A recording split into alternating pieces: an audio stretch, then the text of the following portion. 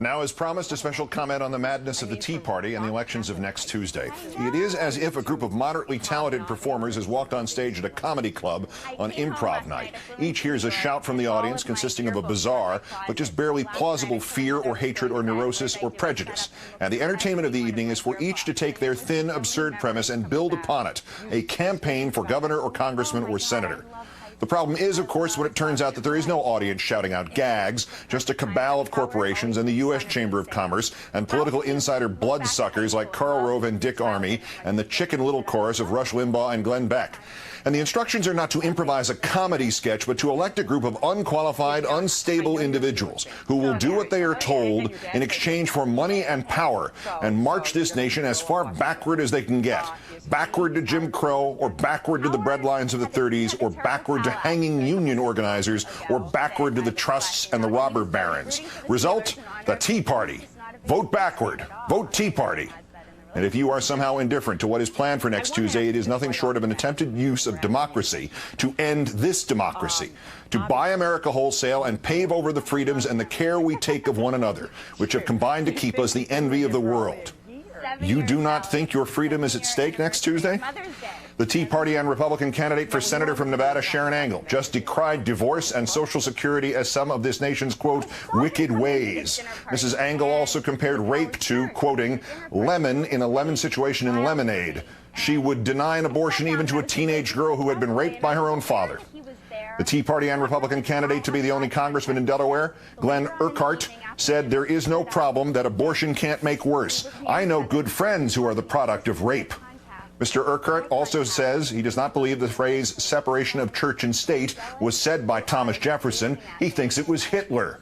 The next time your liberal friends ask you about the separation of church and state, ask them why they are Nazis.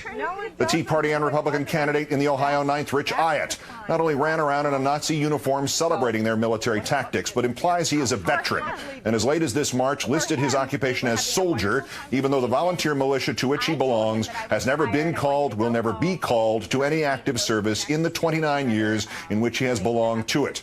Mr. Ayotte now claims Mr. Boehner is campaigning with him over the final days. It's more than just dress up. They mean business, literally. The Tea Party and Republican candidate for New Jersey's 3rd House seat, John Runyon, defended corporate tax loopholes. Loopholes are there for a reason. They are to avoid people from really having to pay too many taxes. The Tea Party and Republican candidate for the Senate in West Virginia, John Racy, explained, quote, I made my money the old-fashioned way. I inherited it. I think that's a great thing to do. I hope more people in this country have that opportunity as soon as we abolish inheritance tax in this country. The inheritance tax applies only to estates larger than $3.5 million. For the 99.8% of Americans not affected by the estate tax, there is the minimum wage, which Mr. Racy also wants abolished. Or there is Social Security. The Tea Party and Republican candidate in the Indiana 9th, Todd Young, says Social Security, as so many of you know, is a Ponzi scheme. The Tea Party and Republican candidate in the Wisconsin 8th, Reed Ribble, disagrees. Social Security is, in fact, a Ponzi scheme. The Tea Party and Republican candidate in the Arizona 8th, Jesse Kelly, wants to resurrect President Bush's scam to transform Social Security into private investment accounts so the government can force you to spend part of your paycheck on Wall Street commissions and so that market manipulators can wipe out your retirement money. The Republican candidate in the Wisconsin 1st, Congressman Paul Ryan, has a more sophisticated plan. Personal investment Social Security, guaranteed dollar for dollar by the government. A fiscal fountain of youth until you find out its cost. Ryan would pay for it by taxing the health insurance you get from your employer. If you are not employed, Mrs. Angle of Nevada says unemployment benefits can neither be increased or extended because that has caused us to have a spoilage with our ability to go out and get a job. There are jobs that do exist. That's what we're saying, is that there are jobs. The Tea Party and Republican candidate for senator in Alaska, Joe Miller, says this is academic because unemployment insurance is unconstitutional. His own wife received unemployment insurance after losing a temp job he got for her. Mr. Miller also called Medicaid unconstitutional. It proved his entire family had received Medicaid funds. Mr. Miller also claims Social Security is unconstitutional, yet hypocritically he says it should still be paid out, and then the entire issue dumped into the laps of the states. The Republican and Tea Party candidate for senator in Colorado, Ken Buck, would not stop at butchering just Social Security. Would a Veterans Administration hospital that is run by the private sector be better run than by the public sector? In my view, yes. The Tea Party and Republican candidate in the Pennsylvania 4th, Keith Rothfuss, has promised to overturn anything the Supreme Court decides with which he disagrees. Congress's ultimate weapon is funding. If the Supreme Court rules you have to do something, we'll just take away the funding for it. Back in Nevada, Mrs. Engel decries health care reform and also health care itself. Everything that they want to throw at us, she says, is now covered under, quote, autism. As to educating those children, Mrs. Engel will not pay for. Mr. Buck of Colorado waxes nostalgic. In the 1950s, we had the best schools in the world, and the United States government decided to get more involved in federal education. Well, since we've made education worse, we're going to get even more involved. In Ken Buck's America of 1957, fewer than 1 in 5 black children graduated high school. Fewer than half of white children did. To the Tea Party and Republican candidate in the California 11th, David Harmer. Mr. Buck is a wild-eyed liberal. Mr. Harmer once advocated eliminating public schools altogether and returning education into this country into where it was before 1876. People acting in a free market found a variety of ways to pay for a variety of schools, serving a variety of students, all without central command or control. And without girls, blacks, or even the slightest chance you could go to college. The Tea Party and Republican candidate in the Virginia 11th, Keith Fimian, is not so sure we need a federal bureaucracy for education. The Tea Party and Republican candidate in the Florida 2nd, Steve Sutherland, wants to defund the Department of Education because we can't afford it. The Tea Party and Republican candidate in the Texas 17th, Bill Flores, offers a trifecta plus a delusion. Get rid, he says, of the pornographic endowment of the arts, Department of Energy, Department of Education, and with them, he says, Acorn, which went out of business last April 1st.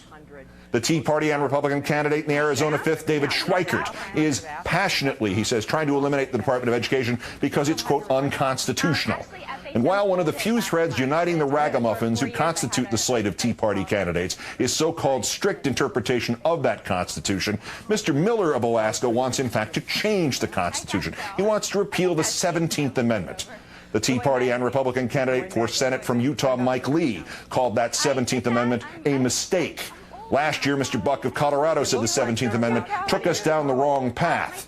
The 17th Amendment, of course, permits the direct election by the voters of U.S. senators. Buck and Lee and Miller not only demand you elect them to the Senate now, they then hope to deny you the right to elect somebody else next time. The ubiquitous Mrs. Engel, meanwhile, wants to repeal the 16th Amendment. It provided for a federal income tax. Mrs. Engel does not explain how, without that tax, the federal government would pay for keeping out the Mexicans she specifically attacks in her newest commercial. The Tea Party and Republican candidate for Senator from Kentucky, Rand Paul, wishes to repeal the 14th Amendment because it interferes with a private business's right to ban black people from its premises, and also because it allows anyone born here in America to be American. He is worried about anchor babies. The Republican candidate for the 1st District of Texas, Louis Gohmert, fears not anchor babies, but terror babies, unborn infants, brought to this country in the womb, ready for American citizenship and pre-programmed to blow things up 15 or 20 years from now. Curiously, Mr. Gohmert has not been asked if he is in favor of aborting them. The Tea Party and Republican candidate for governor of Arizona, Jan Brewer, sees not terror fetuses, but headless bodies in endless deserts, murdered by immigrants who are nearly all drug mules. The Tea Party and Republican candidate for governor of Colorado, Dan Mays, believes a bike-sharing program is part of a plot to turn Denver into a metropolis run by the United Nations. The Tea Party and Republican candidate for Senate from Delaware, Christine O'Donnell, believes she was cleared to read secret classified documents about China because she's been working for nonprofit organizations for the past 15 years. She also believes China is plotting to take over the United States, and the first evidence of this is that, quote, China is drilling for oil off the coast of Florida. This fear of the Chinese clearly does not extend, though, to the Tea Party and Republican candidate for Senate from Illinois, Mark Kirk. One day, he held a fundraiser with American businessmen in China. The next day, he voted against closing tax incentives for outsourcing American jobs to places like China. The Tea Party and Republican candidate for Senate from Wisconsin, Ron Johnson, is also in favor of relocating employees. He testified against toughening laws on pedophiles and employers who shield them. He argued this could damage a business like the Catholic Church. In Utah, the anti-bailout Senate candidate, Mr. Lee, insists on not raising the liability limits for the next BP from $75 million to $10 billion. You have a set of settled expectations that you give to a business when it decides to make an investment in this. Our country benefits from this type of activity. Asked by the Salt Lake City Tribune if that's a kind of bailout, if it leaves taxpayers on the hook for part of the damage, Lee admitted, well, yeah, probably does. Mr. Paul of Kentucky called the nationwide pressure on BP to increase its damage payments un-American. He is also opposed to federal mine safety regulations. The bottom line is, I'm not an expert, so don't give me the power in Washington to be making rules. You are here, and you have to work in the mines. You try to make good rules to protect your people here. If you don't, I'm thinking that no one will apply for those jobs. Mr. Paul's admission that I'm not an expert does provide one of the few dovetails of this campaign. It matches nicely with Mr. Johnson of Wisconsin, who refuses to offer any specifics about his plan to deal with homeless veterans. He says, quote, this election is not about details. Our friends, John and Rebecca. Details have proved devilish for the Tea Party and Republican candidate for the 2nd District of Virginia, Scott Ridgell. He campaigned against the stimulus bill, including the Cash for Clunkers program. Mr. Ridgell is an automobile dealer and made hundreds of thousands of dollars from the Cash for Clunkers program. The Tea Party and Republican candidate in the Missouri 4th, Vicky Hartzler, says she and her husband are just small business owners. We just want the government to leave us alone, she said. Hartzler and her husband have a farm. In the last 14 years, that government, they want to leave them alone, has given them subsidies totaling $774,000. Mr. Racy of West Virginia told the Associated Press that America is in an industrial coma. He blamed the restrictor plate that is a bloated federal government. I can't think, he added, of very many times when a government agency has helped me. The companies Mr. Racy owns have received $2.4 million in contracts from the federal government since 2000 and $32 million in contracts from the state government since 2000. Back in Colorado, Mr. Buck apparently thought he was just speaking to a campaign worker when he self-exposed his hypocrisy. In fact, he was talking to a Democratic operative with a recorder in his pocket. Out of the blue, Tea Party nominee Buck blurted, quote, will you tell those dumbasses at the Tea Party to stop asking me about birth certificates while I'm on the camera? God, what am I supposed to do?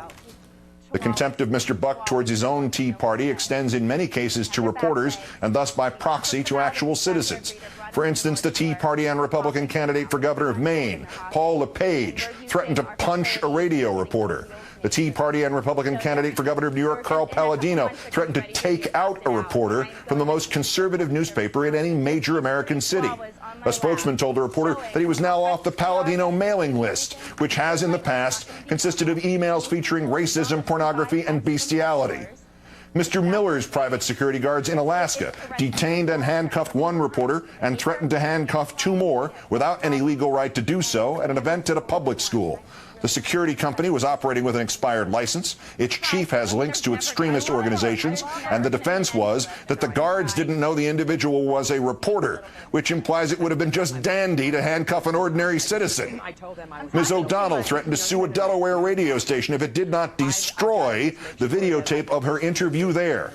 When she did not like a question, she snapped her fingers at her own press aide, then shoved him. The campaign manager threatened to crush the radio station if it did not comply with them.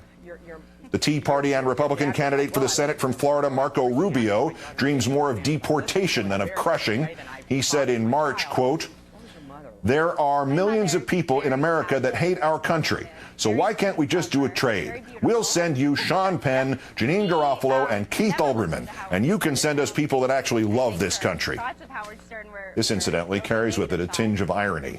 I don't know that any of his opponents has ever accused Mr. Rubio of not loving this country. He just doesn't love a lot of its people. And the person they all love the least is, of course, the president. The Tea Party and Republican candidate for Congress from the Florida 22nd, Alan West, had to leave our military after threatening to kill an Iraqi he was interrogating in Iraq. Now he claims to have a higher security clearance than does the president. Mr. West also told his supporters that they could defeat his Democratic opponent by making the man afraid to leave his own home.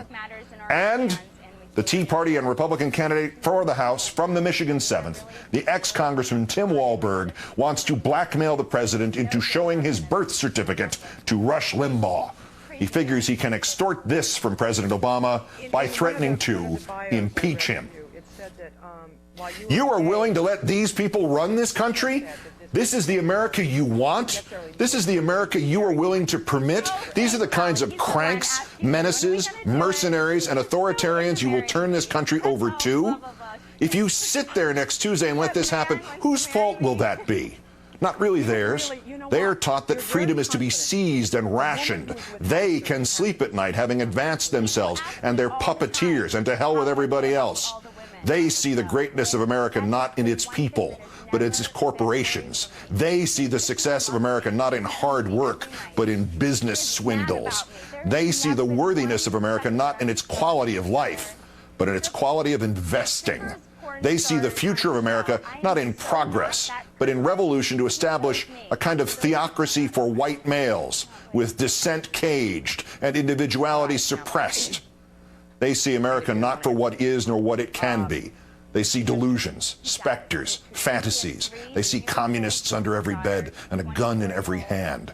They see tax breaks for the rich and delayed retirement for everyone else.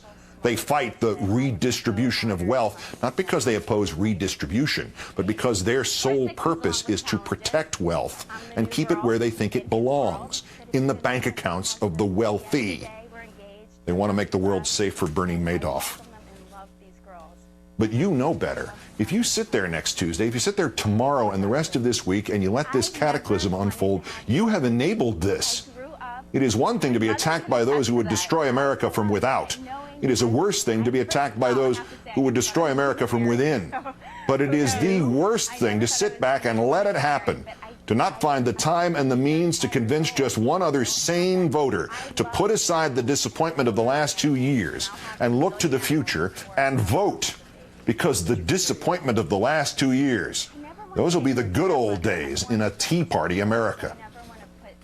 This is the week in which the three-card Monte dealers hope to take over the government. The candidates who want their own way, who will say anything to make palatable their real identities as agents of regression, repression, and corporate sovereignty. They are here. They have energized the self-serving and the greedy and the proudly ill-informed. And if no other fact convinces you of your obligation to vote and canvass and phone and even drag to the polls the most disheartened moderate or Democrat or liberal or abandoned Republican or political neutral to vote for the most tepid of the non-insane candidates, if no other detail hands you that spark of argument with which to invigorate the apathetic, you need only commit to memory the words of Stephen Brodin and Sharon Angle. She can run from reporters, but she cannot run from this quote from January and all the horror and insurrection it implies. Thomas Jefferson said it's good for a country to have a revolution every 20 years. I hope that's not where we're going, but you know, if Congress keeps going the way it is, people are really looking towards those Second Amendment remedies. Sharon Angle, too subtle for you? Second Amendment remedies? Guns instead of elections? Too implicit? Fortunately, to our rescue, to the speeding of the falling of the scales from our eyes, comes the Tea Party and Republican nominee for the 30th Congressional District of Texas, Pastor Stephen Brodin. Our nation was founded on violence, he said, on tape. Was armed insurrection, revolution, an option in 2010? The option is on the table. I don't think that we should ever remove anything from the table. However, it is not the first option. Thank you. The attempt to overthrow the government of the United States by violence is not the Tea Party's first option. Next Tuesday is the first option. The words are those of Nedrick Young and Harold Jacob Smith from the screenplay from the movie Inherit the Wind. As the attorney for the man on trial for teaching evolution, Spencer Tracy cuts to the gist. Fanaticism and ignorance is forever busy and needs speeding. And soon, Your Honor, with banners flying and with drums beating, we'll be marching backward through the glorious ages of that 16th century when bigots burned the man who dared bring them enlightenment and intelligence to the human mind. The angered judge replies, I hope counsel does not mean to imply that this court is bigoted. The attorney mutters, well, Your Honor has the right to hope. The judge warns, I have the right to do more than that. The attorney explodes. You have the power to do more than that. And you have the power to do more than that. Good night and good luck. As you'll hear in the next few minutes, all of us here at Countdown and a lot of us among the progressives had one major, well-defined problem with the rally to restore sanity and or fear. And we're going to address that in a moment in our number one story, a false equivalence between what we do here and what Fox News and the like do there. But first, the overall message that the tone needs to change, that the volume needs to change, was not lost on any of us. The anger in this news hour was not an original part of it, nor was it an artifice that we added to it. It was a response to a threat to this democracy posed by Mr. Bush and now by his lineal descendants. The anger happened. It will still happen. It is not for ratings, and it is not get angry first and find a reason later. But there is an institutionalization of it that may no longer be valid. That is the worst persons in the world segment, which started, of all things, as a way of defending Tucker Carlson. Its satire and whimsy have gradually gotten lost in some anger, so in the spirit of the thing, as of right now, I'm unilaterally suspending that segment with an eye towards discontinuing it. We don't know how that works long term. We might bring it back. We might bring back something similar to it. We might kill it outright, and next week we will solicit your input. It's just that today, given the serious stuff we have to start covering tomorrow, we think it's the right time to do it short term, and then we'll see what happens. And we'll also see if anybody else on TV or radio will do something similar. I think the same fantasy has popped into the head of everybody in my business who has ever been told what I've been told, that this is going to be the last edition of your show. You go directly to the scene from the movie Network, complete with the pajamas and the raincoat. And you go off on an existential, otherworldly, verbal journey of unutterable profundity and vision. You damn the impediments and you insist upon the insurrections, and then you emit Peter Finch's guttural, resonant "so." And you implore, you will the viewer to go to the window, open it, stick out his head and yell. Well, you know the rest. In the mundane world of television goodbyes, reality is laughably uncooperative. When I resigned from ESPN 13 and a half years ago, I was literally given 30 seconds to say goodbye at the very end of my last edition of SportsCenter. As God is my witness, in the commercial break just before the emotional moment, the producer got into my earpiece and he said, can you cut it down to 15 seconds so we can get in this tennis result from Stuttgart? So I'm grateful that I have a little more time to sign off here. Regardless, this is the last edition of Countdown. It is just under 8 years since I returned to MSNBC. I was supposed to fill in for the late Jerry Nachman for exactly 3 days. 49 days later, there was a 4-year contract for me to return to this nightly 8 p.m. time slot, which I had fled 4 years earlier. The show gradually established its position as anti-establishment, from the stagecraft of Mission Accomplished, to the exaggerated rescue of Jessica Lynch in Iraq, to the death of Pat Tillman, to Hurricane Katrina, to the nexus of politics and terror, to the first special comment. The program grew and grew thanks entirely to your support, with great rewards for me, and I hope for you too. There were many occasions, particularly in the last 2.5 years, where all that surrounded the show, but never the show itself, was just too much for me. But your support and loyalty, and if I may use the word insistence, ultimately required that I keep going. My gratitude to you is boundless, and if you think I've done any good here, imagine how it looked from this end as you donated $2 million to the National Association of Free Clinics, and my dying father watched from his hospital bed, transcendently comforted that his struggles were inspiring such overwhelming good for people he and I and you would never meet, but would always know. This may be the only television program wherein the host was much more in awe of the audience than vice versa. You will always be in my heart for that, and for the donations to the Kranick family in Tennessee, and these victims of governmental heartlessness in Arizona, to say nothing of every letter and email and tweet and wave and handshake and online petition. Time ebbs here, and I want to close with one more Thurber story. It is still Friday. So let me thank my gifted staff here, and just a few of the many people here who fought with me and for me. Eric Sorensen, Phil Alonji, Neil Shapiro, Michael Weissman, the late David Bloom, John Palmer, Alana Russo, Monica Novotny, my dear friends Rachel Maddow and Bob Costas, and my greatest protector and most indefatigable cheerleader, the late Tim Russert. And now let me finish by turning again to this ritual of reading Thurber stories to you. I read these to my late father in the hospital last winter, and then to you at his specific suggestion. It is from Fables for Our Time and Modern Poems Illustrated, published first in 1940, when they taught those they taught these kind of things, the Aesop's fables, much more than they do now. This one is called The Scotty Who Knew Too Much by James Thurber. Several summers ago, there was a Scotty who went to the country for a visit. He decided